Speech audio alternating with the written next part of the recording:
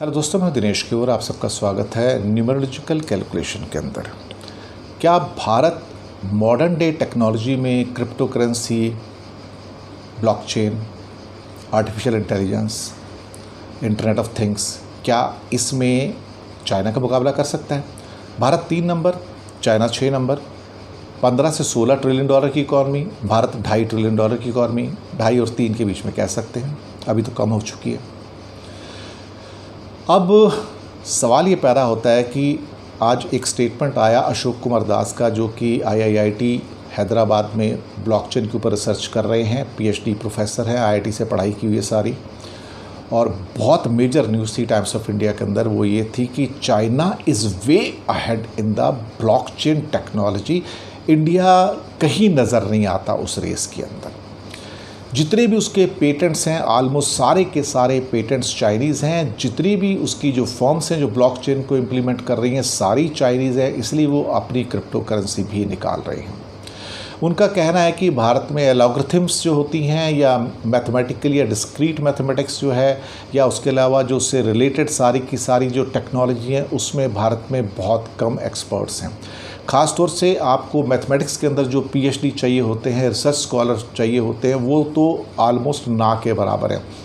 पहले तो आपको MSc में ही कोई MSc मैथमेटिक्स में करते हुए बहुत कम लोग नज़र आ जाएंगे, और PhD करने वाले मैथमेटिक्स के अंदर तो शायद लाखों में से कोई एक स्टूडेंट होता है जो PhD करता है मैथमेटिक्स के अंदर। इन हालातों में जब आपके पास वो टैलेंट ही नहीं है, वो एक तरह से पोटेंशियल ही नहीं है, वो एक्चुअली देखा जाए तो लोग ही नहीं है जिसको आगे बढ़ा सके, तो बड़ी मुश्किल है।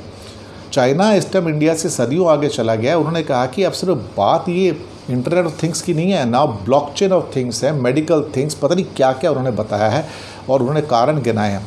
तो उन्होंने ये भी कहा है कि India has to do lot of catching अगर उसको चाइना के लेवल पे आना है। लेकिन इंडिया के अंदर वो सारा का सारा जो एक ह्यूमन रिसोर्सेज का जो पोटेंशियल है, या एक तरह से अवेलेबिलिटी है, वो ही नहीं है।